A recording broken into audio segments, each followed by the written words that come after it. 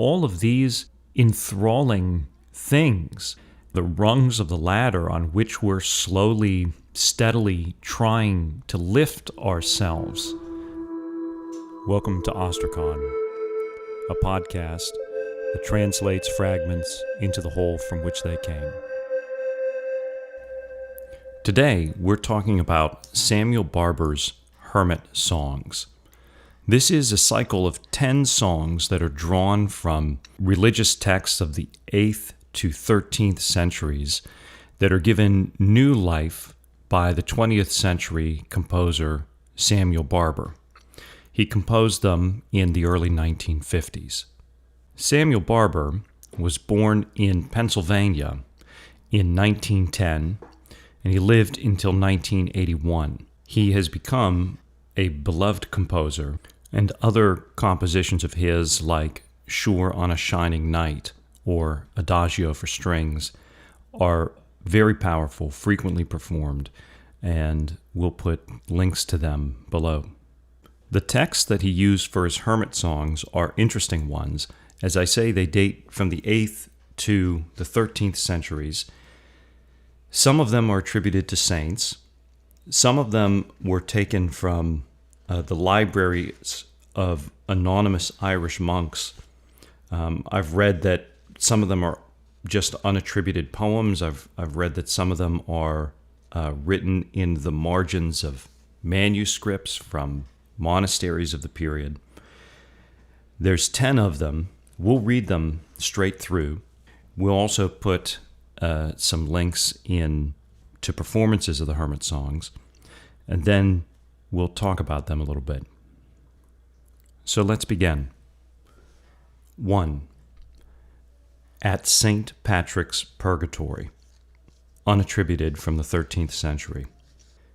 Pity me on my pilgrimage to Loch Derg, O King of the churches and the bells, bewailing your sores and your wounds.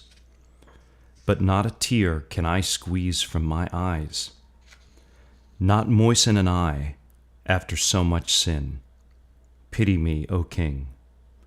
What shall I do with a heart that seeks only its own ease? O only begotten Son, by whom all men were made, who shunned not the death by 3 wounds, pity me on my pilgrimage to Loch Derg.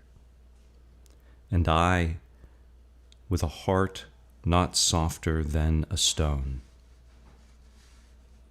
2. Church Bell at Night, unattributed from the 12th century. Sweet little bell struck on a windy night, I would liefer keep my tryst with thee than be with a light and foolish woman. 3. Saint Ida's Vision, which is attributed to Saint Ida from the 8th century. I will take nothing from my Lord, said she, unless he gives me his Son from heaven in the form of a baby that I may nurse him. So that Christ came down to her in the form of a baby. And then she said, Infant Jesus at my breast, nothing in this world is true, save, O tiny nursling, you. Infant Jesus at my breast, by my heart every night. You I nurse are not a churl, but were begot on Mary, the Jewess, by heaven's light. Infant Jesus at my breast, what king is there but you who could give everlasting good? Wherefore I give my food. Sing to him, maidens, sing your best. There is none that has such right to your song as heaven's King, who every night is infant Jesus at my breast, at my breast. 4. The Heavenly Banquet, attributed to Saint Bridget from the 10th century. I would like to have the men of heaven in my own house, with vats of good cheer laid out for them. I would like to have the 3 Marys, their fame is so great. I would like people from every corner of heaven. I would like them to be cheerful in their drinking. I would like to have Jesus sitting here among them. I would like a great lake of beer for the King of Kings. I would like to be watching heaven's family, drinking it all through eternity. 5. The Crucifixion, from something called the Speckled Book of the 12th century. At the cry of the first bird, they began to crucify thee, O swan. Never shall lament cease because of that. It was like the parting of day from night. Ah, sore was the suffering borne by the body of Mary's Son, but sorer still to him was the grief which for his sake came upon his mother. 6. Sea Snatch, unattributed from the 8th or 9th century. It has broken us. It has crushed us. It has drowned us, O King of the star-bright kingdom of heaven. The wind has consumed us, swallowed us, as timber is devoured by crimson fire from heaven. It has broken us. It has crushed us. It has drowned us, O King of the star-bright kingdom of heaven. 7. Promiscuity, unattributed from the 9th century. I do not know with whom Eden will sleep, but I do know that fair Eden will not sleep alone. 8. The Monk and His Cat, unattributed from the 8th or 9th century. Pangur, white Pangur, how happy we are, alone together, scholar and cat. Each has his own work to do daily. For you it is hunting, for me, study. Your shining eye watches the wall. My feeble eye is fixed on a book. You rejoice when your claws entrap a mouse. I rejoice when my mind fathoms a problem. Pleased with his own art, neither hinders the other. Thus we live ever, without tedium and envy. Pangur, white Pangur, how happy we are alone together, scholar and cat. Pangur, white Pangur, how happy we are. 9. The Praises of God, unattributed from the 11th century. How foolish the man who does not raise his voice and praise with joyful words as he alone can, heaven's high King, to whom the light birds with no soul but air, all day, everywhere, all day, everywhere, laudation sing, laudation sing. 10. The Desire for Hermitage, unattributed from the 8th or 9th century. Ah, to be all alone, in a little cell, with nobody near me. Beloved, that pilgrimage before the last pilgrimage to death, singing the passing hours to cloudy heaven, feeding upon dry bread and water from the cold spring. That will be an end to evil when I am alone, in a lovely little corner among the tombs, far from the houses of the great.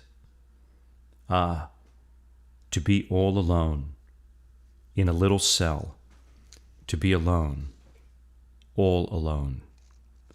Alone I came into the world, alone I shall go from it. Let's talk about these pieces. Because they are expressly Christian, there's less work to be done bringing forward the meaning of the pieces, but we can take some time to try and understand them more deeply, because these pieces are full of very familiar human experiences and what they mean about our relationship to God and how they symbolize it. One of the first things to note is that the cycle begins with a pilgrimage and ends with a hermitage. Pilgrimage being the idea of going out to seek a conversion or a deepening spiritual experience. Hermitage being closed up, alone in a cell, and having a mostly internal spiritual and physical existence. The first song at St. Patrick's Purgatory is a real place. It's on an island in Lough Derg, in Ireland, where St. Patrick supposedly went for his own pilgrimage. He was said to have found an entrance to purgatory there. The speaker describes a sort of purgatorial or purifying experience. He recognizes that he is motivated almost entirely by self-interest. He doesn't wish to be, but it's hard for him to change. He says, "Not a tear can I squeeze from my eyes, I with a heart not softer than a stone." But he goes, nonetheless. He has the desire to enter into something deeper, and so makes his pilgrimage knowing his weakness, but seeking, I think, not to eliminate it or banish it, because when does that ever happen, but to live with it better. And it's one of the great revelations that you can take from medieval literature, that these ideas are not hypocrisy. Everyone sins, everyone fails. And you see it expressed in St. Patrick's Purgatory. You also see it expressed, I think, very well in the Canterbury Tales, which maybe we'll have a chance to touch on in this series. Believers fail, but their failures do not eliminate their hope. They persevere. The idea that you can fail and persevere and not be a hypocrite, just be human, is an idea that opens up a lot of mercy, because it allows us to empathize with one another, to see that we're all in this journey, that we're all to a degree hypocritical, but that personal growth and even understanding of one another come after the model of this anonymous monk who goes despite his failures that he is well aware of, and doesn't even seem to expect to conquer, which might be wise. But he goes because he has them, and he goes in hope and perseverance. There's a certain perseverance, too, in number 2, Church Bell at Night. The speaker hears the bell on a windy night, and he would rather be with the bell than in pleasure. He finds in his call to prayer at night a pleasure that is higher. The desire for pleasure hasn't left him. He references it, so he has it. But alongside it, he knows what is a deeper love, a truer love, a higher call. Number 3, St. Ida's vision expresses a deep level of intimacy, for some maybe a shocking level of intimacy, both with God and with one another. The speaker desires God as a nursling, one of the closest and most intimate human relationships, and a relationship that Mary had with Christ. It's a powerful, even an elemental desire to be so close, and to be so humanly close, so physically close, with a God that knows our humanity. And there's an interesting aspect to it in that it's about feeding. It reflects the Eucharist, the idea that God would give himself to us not only spiritually but physically. And this desire is also to give ourself, not only spiritually but physically, to God. She goes so far as to say, "What king is there but you who could give everlasting good? Wherefore I give my food. You feed me, and I feed you. You give me life, and I give you my life back." And this is not only a desire towards God, but it's a reality towards one another. Whether it's a mother and child, or whether it's any one of us with our neighbors, we feed each other. God gives himself to us, and we give ourselves to one another. And this is the intimacy and the power of faith. There's also a great line in here for artists and creators who give themselves as food in that way. "Sing to him, sing your best, there is none that has such right to your song." This speaks to the heart of what we try to do in Catholic literary theory, to discover the truths conveyed by the beauty of art, and to see art as a participation in the divine. Number 4, the Heavenly Banquet, has a very human, very raucous desire for heaven as a fantastic party and no shortage of beer. And while I wouldn't expect heaven to be a drunken bacchanal, this does sort of shatter the notion that you wouldn't want to be there because it's all singing in choirs 24 hours a day for eternity. Rather, heaven is the fulfillment of everything that we desire. And going back to St. Augustine, our desires are for good things, even though sometimes they may cause us to pursue the wrong ones. They're for good things, and for those we love, and for the heights of life that we're able to touch. And if it's in art, if it's in exploration, if it's in the wonders of the universe and the discovery of God, our relationships with one another, that all these point to a fulfillment, and that fulfillment, glimpsed now, is felt fully then in paradise. Something not to be closed in, but rather broader than we could imagine. There are 3 things about number 5, the crucifixion, that are worth noting.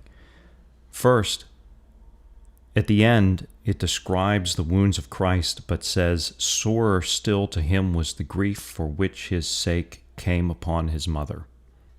Consider the love that is described here, that I would suffer for your sake, but the pain of my suffering would include the sorrow I feel that you suffer because of my suffering, even though I'm doing it for you in the first place. It is consistent with that desire for deep intimacy with God expressed in the earlier piece attributed to Saint Ida. It is tender. Also consider the line, "At the cry of the first bird they began to crucify thee, O swan." To me, it is a collapsing of the sufferer and the Creator. Nature cries out at the beginning of the suffering, but it is also nature that is on the cross suffering. This is a Creator that is so close, he has become that which is created, and he is transforming that which is created through the suffering. And so the created is both in the pain that he suffers for us and crying out, watching it.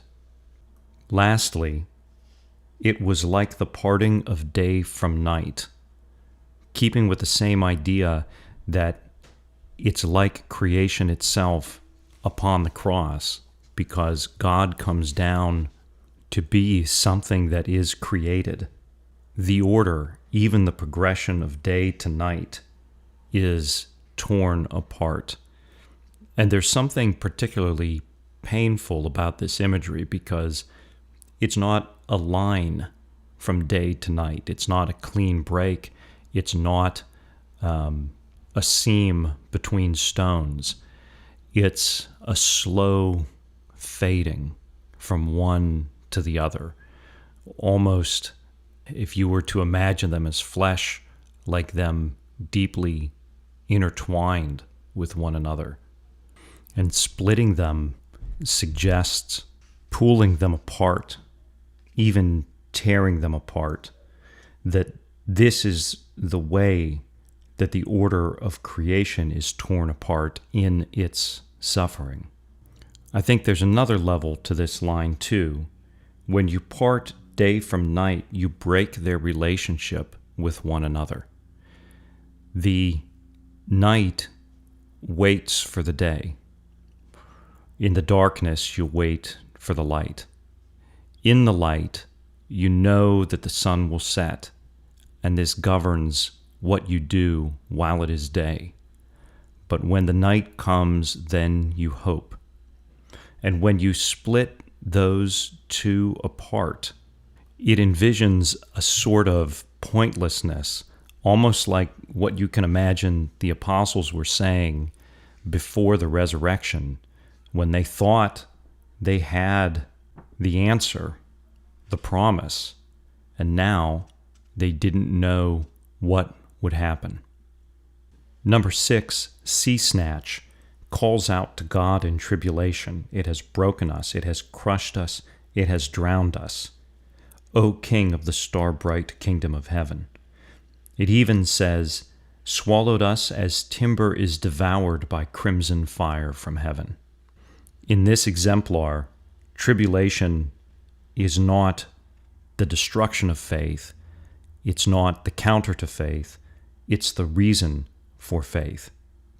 And to say the wind has consumed us, swallowed us, as timber is devoured by crimson fire from heaven, is to recognize the transformative power of faith. That if you believe this to be true, then how will you change? And this can have, at times, a devouring, a purging process, sometimes dramatically. It's like the idea of gold refined in a fire. We are consumed, which even harkens back to that gift of self, gift of food that we talked about with number 3 from Saint Ida. But we are consumed, we are transformed, we are directed then to God. And it's like the fire coming down at Pentecost, and now the apostles go out fearlessly. And notice there are 2 symbols of the Holy Spirit here, not only the fire, but also the wind. Both consume them, both cause them to build again from their foundations. 7, promiscuity. I read this as Eden. I think the name is actually pronounced Aden, E-D-A-N. But I like to read it both ways because I think there's something in the closeness of the words. I do not know with whom Aden will sleep, but I do know that fair Aden will not sleep alone. For being so short, we can think about this for a long time. We don't want to be alone. We want the intimacy, the longing for something beautiful that keeps coming back again and again in these songs. We want the paradise. We want the Eden, which is why I think the closeness of the name is so meaningful here. And if it's not readily at hand, it's hard to wait. and we try to find it where we can. I know that Aidan will not sleep alone. But the thing to find is not the searching itself, or all the ways that we may misdirect ourselves. The thing to find is that which we are actually searching for, the Eden, the paradise.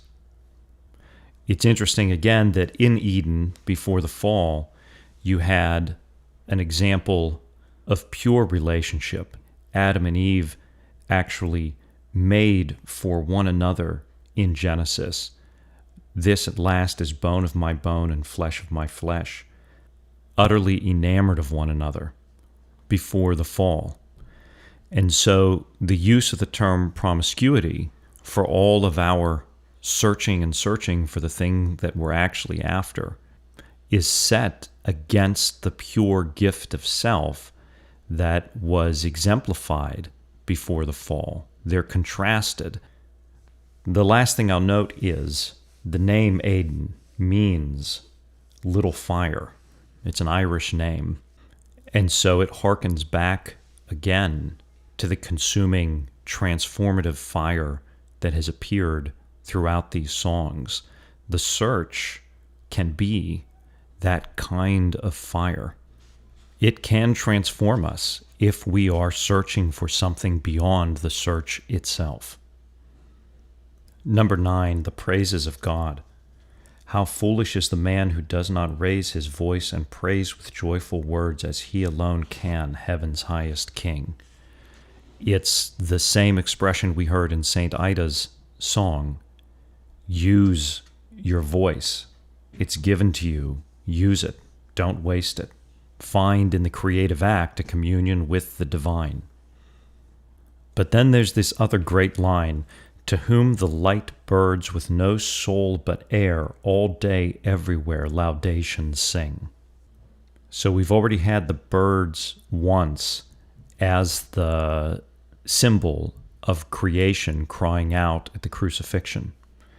Now we have them again, with no soul but air, expressing an absolute unboundedness, expressing a lightness of being. And here they're even called the light birds, expressing not only that lightness, but then also being like light, that this unbounded lightness is then illuminating of the world. But it's also at the same time saying, these birds with no soul, all day everywhere laudations sing. So even nature, which is from God, but not in the image of God as human beings who share their humanity with Christ, even that nature sings all day everywhere. And so it calls to us, shouldn't we also sing? Laudation means praise, glory. Having this light-giving soul, like air, this expansiveness that finds the good, the beautiful, the true, that we're after here as we trace down the deep roots inside this art. Then lastly, we have number 10, the desire for hermitage. The desire to be all alone. A strange desire, maybe it seems, compared to the intimacy and song and fire and searching that has colored so many of these pieces. Now he wants something simple, singing the passing hours to cloudy heaven, dry bread and water from the cold spring, something very natural, very simple, a lovely little corner among the tombs far from the houses of the great, something humble. Alone I came into the world, alone I shall go from it. Two thoughts here. First, at a time when we live in an epidemic of isolation, it is important to remember that solitude and isolation are not the same thing. Isolation is true loneliness. It's being cut off. It's being without relationships, sort of suspended in artificiality. Solitude is an intentional spiritual quest towards deeper relationship, an opportunity for reflection, to look inward, to look outward, to find God, to find the kingdom of heaven that is within us, as Christ says. At times, the experience of solitude can lead us back to our work in the world. The speaker wants this because he wants to be ready for the last pilgrimage to death. We began with the pilgrimage to St. Patrick's Purgatory in Song 1. We end with the hermitage, but the hermitage is to prepare for the final pilgrimage, the final traveling out across the divide. The second thought here, and the reason for the simplicity, is that all this beauty, all of these things that we're after in the searching, in the fire, in the intimacy, all of them are prefigurements of the highest and truest thing, which is God. They are outreaches toward Him. As we say in the description of Catholic literary theory, that truth about human existence, nature, destiny is inherent to art because of the very nature of what art is as a communion with the divine. But if you have the divine, then you have the thing that we are trying to reach through all these other means, all these other forms of creation, forms of reaching out and up. So the speaker here is going into solitude to be with that one ultimate thing to which everything else points. And if he has that, if he can find that, if he can come as close as he can this side of the final pilgrimage to death, then he will have all those other things besides. You know, at first, the old song, "Seek first the kingdom of God, and all these things will be given to you." It may sound at first blush like just some pat Renaissance platitude. But when you see all the other things to be given to you as all of these enthralling things that excite us and excite our passion and are the rungs of the ladder on which we're slowly, steadily trying to lift ourselves, then that line becomes alive and it means something entirely different. That all of these things that are so beautiful to us, they are pointing to the author of beauty. And if we have God, then we have all of them besides. We have the highest good. And this is the desire for hermitage.